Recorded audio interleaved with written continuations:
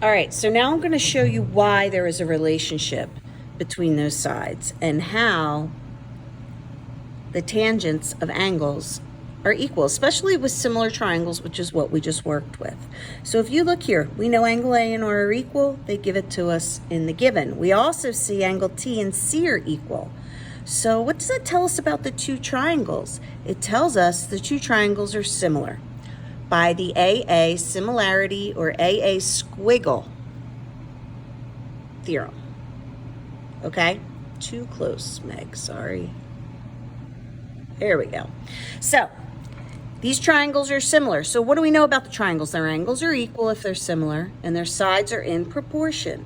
So now I can write A over S equals B over R, because the corresponding sides of the similar triangles are in proportion. Not congruent, in proportion, because they're similar. So let's rearrange this proportion. Since these, I can rearrange the proportions if they're equal. So now I'm going to put B over A equals R over S. And if you cross multiply A times R and B times S, you still get it here, A times R, B times S. So these proportions are equal, they're equivalent, so I can rearrange them. Now, what do I know about B over A? Well, look at the picture. B over A is actually the tangent of A. How do I know that? Because B is the opposite side and A is the adjacent side to angle A. So I know that the tangent of A is B over A. And if angle R, little r is the opposite side and little s is the adjacent side. So I know the tangent of R is R over S. Definition of the tangent ratio up here. So I am going to replace B over A with tangent of A and replace R over S with tangent of R by substitution. So now I have proved why these two triangles, their tangents, are equal. So what does this show? The two triangles are different sizes, but their tangents are exactly the same. It shows that the value of the tangent of the angle depends only on the size of the angle. It doesn't depend on how large or small the triangle is, okay?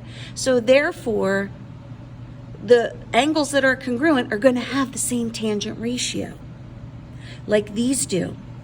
But this side could be 2 and this side could be 4. So they could have the ratio, the sides could be different, but the ratio is going to be the same.